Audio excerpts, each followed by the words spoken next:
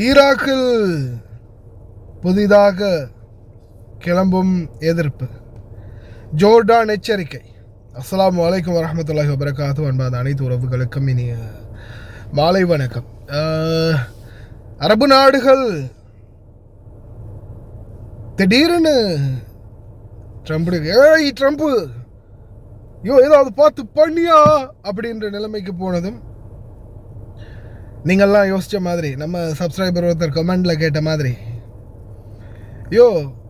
காலையில் ஒன்று பேசுகிற, மாலையில் ஒன்று பேசுகிற, நைட்டுக்கு ஒன்று பேசுகிற, ட்ரம்ப்பு நீ அடித்த என்ன பிராண்டியா அந்த சரக்கு கொஞ்சம் சொன்னேன்னா நாங்களும் பார்த்துக்கிட்டு ஒரே மைண்ட் செட்டில் இருந்து குழப்பி போயிருக்கிற நாங்களும் கொஞ்சம் அதை போட்டு டெய்லி ஒரு நேரத்துக்கு ஒரு மைண்டுக்கு மாறுவோம்ல. அந்த மாதிரி நேற்றைய தினம் கடைசியாக உங்களுக்கு இரவு நான் அந்த ஃபோட்டோவை காட்டியிருப்பேன். இதில் இல்லையே, அழிச்சிட்டனோ. நேற்றைய தினம் நைட்டு உங்களுக்கு நான் காட்டியிருப்பேன் நினைக்கிறேன். அந்த இருக்கு பாருங்கள், கடைசியாக இந்த பயப்புள்ள கொடுத்த வார்னிங் உங்களுக்கு தெரிஞ்சிருக்கும்னு நினைக்கிறேன். இன்ச்சு பை இன்ச்சு, கடல்லே இல்லையா அப்படின்ற மாதிரி, கடலே இல்லையா, இன்ச்சு பை இன்ச்சு இறக்கிடுவோம், ஒரு படகு கூட நகர முடியாது இனிமேல் ஹோர்மஸில் அப்படின்னதுக்கு பிறகு பயம் வராமல் இருக்குமா என்ன? கடைசியில் ஹொர்மஸே மொத்தமாக இழுத்து மூடினா அப்புறமா இந்த காமெடி தான் எனக்கு ஞாபகம் வந்துச்சு.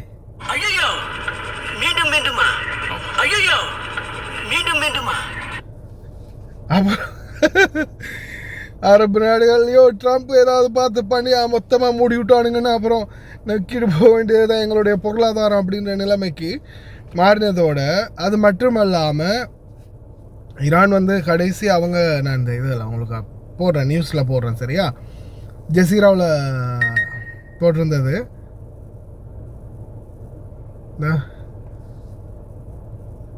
ரெடியாக வச்சுருக்கோம் அரபு நாடுகளில் தீப்பொறி பறக்கும்.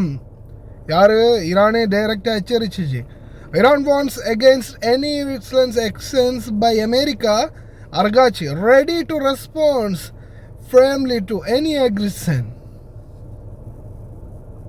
இது குவைத்துடைய சர்மட் நியூஸ் சரியா. இது வேற எங்கேயும் நான் லோக்கல் நியூஸில் இருந்து கொண்டு வரல, குவைத்துடைய முக்கியமான நாளிதழ்கள்ல இருந்து தான் கொண்டு வரேன்.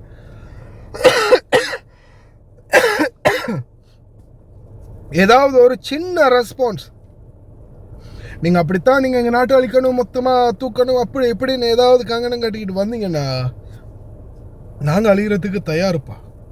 எங்கள் குடிமக்களே சொல்லிட்டாங்க.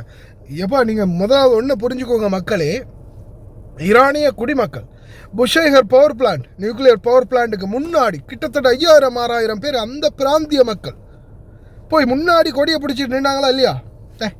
எங்களையும் சேர்த்து அடிச்சுட்டு போடா, கை வச்சா எங்களையும் சேர்த்து அடிச்சுட்டு போ முன்னாடி நின்னாங்க இல்லையா? அதோடைய அவனுங்களுக்கு முடியாமல் போச்சு. அதே மாதிரி இன்னைக்கு நேற்று இல்லை, கார்க் ஐலாண்டை கைப்பற்றணும் அப்படின்ற அந்த எண்ணம் அமெரிக்காவுக்கு கிட்டத்தட்ட 1969 காலங்கள்ல இருந்து இருக்குது. ஆனால் இன்னைக்கு வரைக்கும் முடியலை, ட்ரை பண்ணுறானுங்க. அப்போ ஏதோ ஒன்று இருக்குதானே. அடுத்தது இப்போ பொதுவாகவே ஒரு நியாயம் இருக்குது சரியா.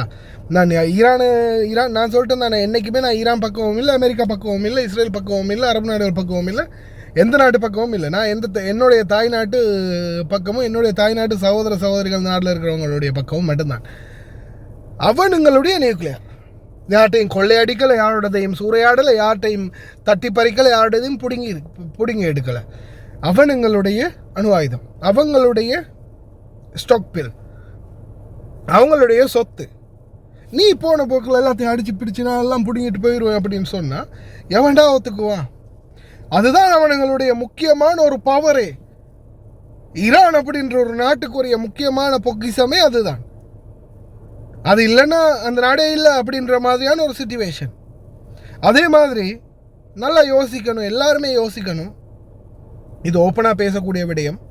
அடுத்ததா நீங்கள் யோசிச்சு பாருங்கள், பொருளாதார தடை விதித்த நாடு, வர்த்தகத்தில் மிகவும் தாழ்த்தப்பட்ட நாடு, வியாபார ரீதியாக மட்டுப்படுத்தப்பட்ட நாடு, இன்னைக்கு $1 இலங்கையினுடைய மதிப்பு ஜஸ்ட் நம்ம ஒரு 300 ரூபா சொச்சம் தான் பார்க்குறோம் இல்லையா? ஒரு 300 ரூபா 400 ரூபாய்க்குள்ளே தான் வருது.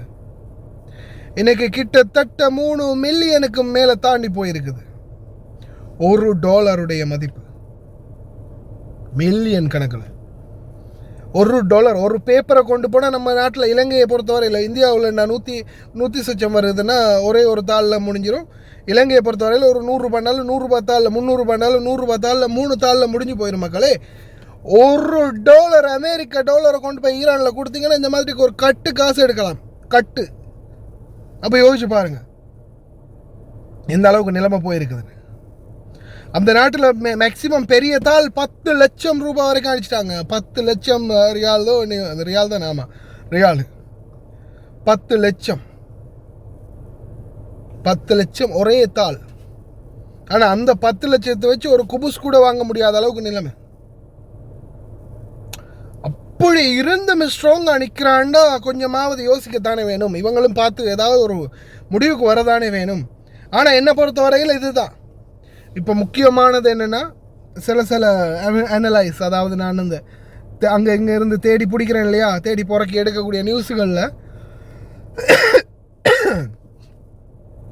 முக்கியமான டீம் எல்லாம் உடனடியாக வெளியேறணும். அதுக்கு கால அவகாசம் தேவை, குடிமக்கள். அதுக்கு பிறகு என்ன ஆகும்? இது நடக்கும். விமான பயணத்தில் தடைகள் ஏற்படும், பெரிய அளவில் யுத்தம் ஆரம்பித்தா. அப்போ அந்த டைமில் இந்த கூட்டத்துக்கு நகர முடியாமல் போயிடும். அதனால் முதல்ல இவங்களையெல்லாம் வெளியே அனுப்பணும், இந்த கொடிக்கு சொந்தக்காரர்களையெல்லாம் வெளியே அனுப்பணும். அனுப்பிட்டு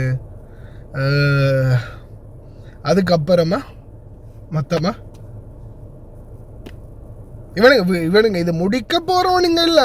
நல்லா தெரிஞ்சுக்கோங்க, இவனுங்களுக்கு இது ஒரு பிஸ்னஸ், சரியா? வியாபாரம், பிஸ்னஸ், செம்ம பிஸ்னஸ், செம்ம லாபம் பார்க்குறானுங்க. அரபு நாடுகளுக்கு இது வரைக்கும் கிட்டத்தட்ட 100 பில்லியனுக்கு மேலே, மொத்த அரபு நாடு, கல்ஃப் கோஆப்ரேஷன் கவுன்சில், ஜோர்டானையும் சேர்த்தா, ஈராக்கையும் சேர்த்தா 100 பில்லியனுக்கு மேலே வித்துட்டானுங்க ஆயுதம் அமெரிக்கா. ஜஸ்ட் இந்த February 28 இந்த பீரியட் வரைக்கும் பக்கவாக லாபம் பார்க்குறானுங்க. War is a business. அதுதான் இப்போ நடக்குது. அவனுங்களுக்கு நல்ல ஆயுதம் விற்பனை ஆகுது. இவங்களுக்கும் வானத்திலேருந்து வரக்கூடியதை தடுக்கிறதுக்கு நம்மளுக்கு இன்னும் மிசைல் வேணும்ப்பா, இன்னும் ஏர் டிஃபென்ஸ் வேணும்ப்பா, அது வேணும்ப்பா, இது வேணும்ப்பான்னு வாங்கிட்டே இருப்பாங்க, லாபம் பார்க்குறானுங்க, அவ்வளோதான். இது இவனுங்களுக்கு ஒரு நல்ல ஒரு புலி வருதுன்றது அப்புறமா சிரிக்கிறது, புலி வருதுன்றது அப்புறமா சிரிக்கிறது. இது காலமெல்லாம் தொடர்ந்துக்கிட்டே இருக்குது. God is great. இறைவனே துணை. பொறுத்திருந்து பார்ப்போம்.